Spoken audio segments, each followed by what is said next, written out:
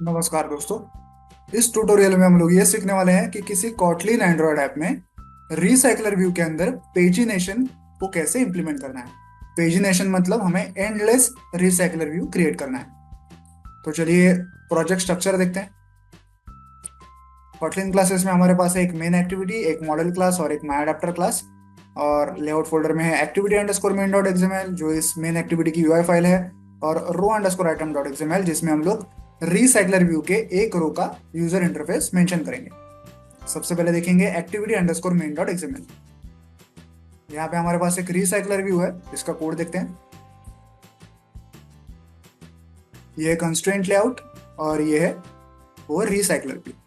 अब देखते हैं row underscore item dot XML file. यहाँ पे एक सफेद रेक्टेंगल है जिसके बीचों बीच एक टेक्स्ट व्यू है। ओके, अब इसका यूआई देखते हैं। ये है कंस्ट्रेंट लेआउट और ये है वो टेक्स्ट व्यू।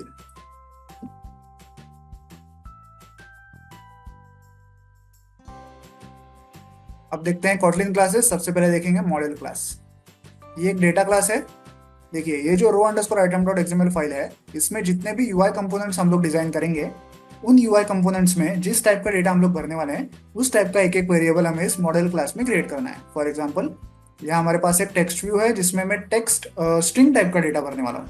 तो यहाँ मैं मॉडल क्लास में एक स्ट्रिंग टाइप का वेरिएबल क्रिएट करूंगा जिसका नाम मैंने दिया है नेम, और उसी से रिलेटेड ये टू स्ट्रिंग फंक्शन भी यहाँ पे क्रिएट किया है।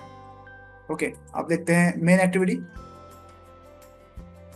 यह है इंपोर्ट्स, यह है मेन एक्टिविटी, यह है रिसाइकलर व्यू। उसके साथ यहाँ पे एक एरे लिस्ट है जिसका टाइप है मॉडल क्लास। यही मॉडल क्लास हमने अभी अभी देखा था।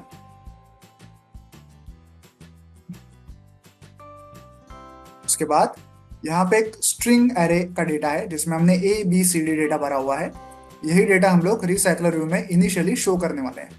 उसके साथ साथ और एक स्ट्रिंग एरे का डेटा है जिसमें A two B two C two ऐसा डेटा भरा हुआ है। ये दो दो डेटा क्यों है देखिए। पेजिनेशन मतलब हम लोग क्या करने वाले हैं, रिसाइकलर व्यू में इनिशियली ये डेटा भरा जाएगा, ए बी सी डी ऐसा आई तक भरा जाएगा। जब यूजर रिसाइकलर व्यू को स्क्रॉल करेगा और सबसे लास्ट वाले एलिमेंट मतलब आई एलिमेंट तक आ जाएगा, तो अपने आप उस रिसाइकलर व्यू में ये वाला डेटा ऐड किया जाएगा। ओके, आई के बाद A two B two C two ये वाला डेटा ऐड किया जाएगा। और जब यूजर स्क्रॉल करते करते आई टू तक पहुंच जाएगा, मतलब लास्ट वाले एलिमेंट तक पहुंच जाएगा, तो वापस एक नया डेटा ये वाला ऐड किया जाएगा। मतलब जब जब यूजर लास्ट वाले एलिमेंट तक पहुंचेगा रिसाइकलर व्यू में स्क्रॉल करते करते, तब तक ये वाला डेटा उसमें ऐड किया जाएगा नए से। अब ये वाला डेटा आप किसी एपीआई से लाओ, किसी डेटाबेस से लाओ, ऐप के अंदर से लाओ, कहीं से भी लाओ। ओके, मैंने सिंप्लिसिटी के लिए यहाँ से स्ट्रिंग एरे से ही ये डेटा उठाया है। ओके, और ये पेजिनेशन का फीचर इंप्लीमेंट करने के लिए ये कुछ वेरिएबल्स है जो हमें आगे जाके यूज करने हैं। उसके साथ साथ रिसाइकलर व्यू के लिए एक लेआउट मैनेजर है और ये एक माई अडेप्टर क्लास का ऑब्जेक्ट है। ये माई अडेप्टर क्लास यहाँ पे लिखा हुआ है, इसका वर्किंग हम लोग आगे देखेंगे। इस क्लास की जरूरत क्यों होती है, देखिए ये जो रिसाइकलर व्यू है और उसमें ये जो डेटा हमें भरना है, फिलहाल ये दोनों एक दूसरे से कंपैटिबल नहीं है, ये दोनों एक दूसरे को नहीं जानते। इन दोनों के आपस में दोस्ती कराने के लिए, इन दोनों का आपस में मेल कराने के लिए हमें एक थर्ड पार्टी क्लास की जरूरत होती है जिसको कहते हैं अडाप्टर क्लास। इसलिए हमने यहाँ पे माई अडाप्टर क्लास क्रिएट किया है। ओके, अब आते हैं ऑन क्रिएट फंक्शन में। यहाँ पे सबसे पहले हम लोग हमारी यूआई फाइल सेट करते हैं जो कि activity underscore main dot XML. उसके बाद रिसाइकलर व्यू का आईडी फाइंड आउट करते हैं, फिर माई अडाप्टर क्लास का ऑब्जेक्ट क्रिएट करते हैं। अब हमें इनिशियली क्या करना है, ये सारा एबीसीडी डेटा हमें उस माई अडाप्टर क्लास में सेंड करना है। लेकिन इस डेटा के ऊपर आगे जाके हमें कुछ काम भी करना है जो कि एरे फॉर्मेट में करना बहुत ही डिफिकल्ट है। तो हमें क्या करना है, सबसे पहले ये डेटा उठा के हमें इस एरे लिस्ट में डालना है, और ये एरे लिस्ट फिर हमें माई अडाप्टर क्लास में सेंड करनी है। तो ये सारा काम हम लोग इस गेट डेटा फंक्शन का यूज करके करेंगे। यहाँ पे नीचे ये गेट डेटा फंक्शन लिखा हुआ है। यहाँ पे हम लोग सिंपली क्या कर रहे हैं, एक फॉर लूप घुमाएंगे उस स्ट्रिंग एरे में, उससे एक एक डेटा उठाएंगे ए बी सी डी और उसे एरे लिस्ट में ऐड करेंगे और एरे लिस्ट को यहाँ से रिटर्न करेंगे। तो सारा A B C D data वाली सारी वो एरे लिस्ट हमें यहाँ पे मिल चुकी है, आ गया यहाँ पे मिल चुकी है जो हमने माई अडाप्टर में पास की। उसके बाद लेआउट मैनेजर को कॉन्फ़िगर करते हैं, उसे रिसाइकलर व्यू में सेट करते हैं। रिसाइकलर व्यू के कुछ और एट्रीब्यूट सेट करते हैं जैसे कि आइटम एनिमेटर, आइटम डेकोरेशन, और सबसे एंड में माई अडाप्टर क्लास के ऑब्जेक्ट को रिसाइकलर व्यू में सेट करते हैं। अब आते हैं मेन मुद्दे पे जो कि है पेजिनेशन वाला। तो उसके लिए हम लोग यहाँ पे सेट पेजिनेशन करके एक फंक्शन लिखते हैं और उसे यहाँ पे कॉल करते हैं। ये है वो फंक्शन।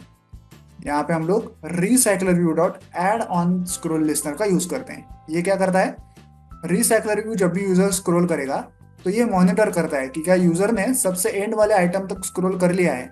अगर कर लिया है तो हम लोग क्या करेंगे, सबसे पहले एक टोस्ट दिखाएंगे कि this is the last item. ऐसा यूजर को हम लोग एक टोस्ट दिखाएंगे। और क्योंकि अब हम लास्ट आइटम तक पहुंच चुके हैं, हमें नया डेटा ऐड करना है रिसाइकलर व्यू में, तो हम लोग एक गेट डेटा टू करके एक फंक्शन कॉल करेंगे। यहाँ पे नीचे गेट डेटा टू फंक्शन लिखा हुआ है। इसमें क्या करते हैं, हम लोग फिर से एक फॉर लूप घुमाते हैं उस दूसरे वाले एरे लिस्ट में। कौन सा वाला एरे लिस्ट नहीं, सॉरी, डेटा एरे। इस वाले डेटा एरे में, इस वाले डेटा एरे में हम लोग अब फॉर लूप घुमाते हैं A2 B2 C2 वाले में, और उससे एक एक डेटा उठाते हैं उस एरे से और उसे एरे लिस्ट में ऐड करते हैं। मतलब एरे लिस्ट में अब तक A to I ये डेटा था, अब A2 B2 C2 I2 तक सारा डेटा ऐड हो चुका है। जब जब यूजर एंड वाले आइटम तक पहुंचेगा रिसाइकलर व्यू में स्क्रॉल करते करते, तब तक ये डेटा उसमें ऐड किया जाएगा नए से, फ्रेशली। तो यहाँ पे हमने डेटा ऐड किया रिसाइकलर व्यू में जब यूजर एंड तक पहुंच गया है, और यहाँ से एडाप्टर को और रिसाइकलर व्यू को रिफ्रेश कर दिया। ओके, तो ये हो गया मेन एक्टिविटी का कोड। देखते हैं माई एडाप्टर क्लास। ये इंपोर्ट्स, सबसे पहले माई एडाप्टर क्लास है, जो डेटा हमने वहां से भेजा था एरे लिस्ट का, वो हमें यहाँ पे मिल चुका है। On create view holder function में सबसे पहले हम लोग क्या करते हैं, हमारी जो यूआई फाइल है row_item.xml उससे सेट करते हैं। फिर आता है on bind view holder function. इस यूआई फाइल में जो हमारा टेक्स्ट व्यू है उसमें हम वो ABCD डेटा भरते हैं। वो काम कहाँ पे करेंगे, वो काम करेंगे यहाँ पे on bind view holder function में, जिसमें हम लोग एरे लिस्ट से एक एक डेटा उठाते हैं और उसे टेक्स्ट व्यू में ऐसे सेट करते हैं। फिर आता है gate item count function. Array recycler view में जो जितना भी टोटल डेटा हम लोग दिखाने वाले हैं उसकी साइज हमें यहाँ पे मेंशन करनी है। एंड में आता है व्यू होल्डर फंक्शन।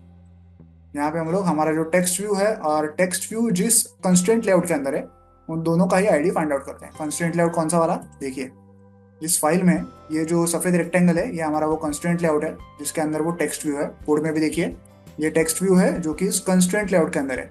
इस लेआउट को भी हमने एक आईडी दिया है, रो आइटम नाम है उस आईडी का, तो इस आईडी को भी हम लोग यहाँ पे फाइंड आउट करते हैं। अब इस कंस्ट्रेंट लेआउट में, मतलब उस सफेद रेक्टेंगल में अगर यूजर ने कहीं भी क्लिक किया तो हम लोग ये एक set on click listener function call करते हैं, जिसमें हम लोग एक टोस्ट दिखाते हैं। टोस्ट में क्या शो करेंगे, उस टेक्स्ट व्यू के अंदर जो भी ABCD डेटा भरा हुआ है फिलहाल उसका नाम हम लोग यहाँ पे शो करते हैं। आई होप आप ये पूरा कोड समझ गए होंगे। तो चलिए अब इस ऐप को मोबाइल डिवाइस पर रन करके चेक करते हैं। तो ऐप जो है मोबाइल डिवाइस पर रन हो चुका है। हमारे सामने एक रिसाइकलर व्यू है जिसमें ABCD डेटा भरा हुआ है। अब जब मैं इस रिसाइकलर व्यू को नीचे स्क्रॉल करूंगा और हम लोग एंड के आइटम तक, मतलब I वाले आइटम तक पहुंच जाएंगे, तो अपने आप नया डेटा इसमें ऐड किया जाएगा, A2 B2 C2 वाला। देखिए मैं धीरे धीरे स्क्रॉल कर रहा हूँ। जैसे हम लोग I तक पहुंचेंगे देखिए क्या होता है, पोस्ट आया this is the last item, और देखिए नीचे नया डेटा ऐड हुआ A2 B2 C2 वाला।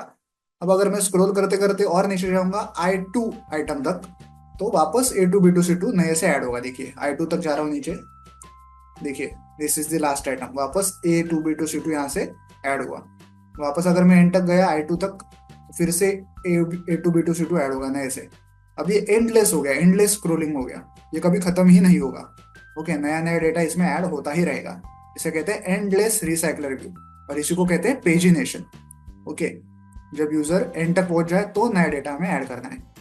अब ये डेटा आप कहीं API से लेके आए, किसी डेटाबेस से लेके आए, कहीं से भी लेके आए, वो मैटर नहीं करता।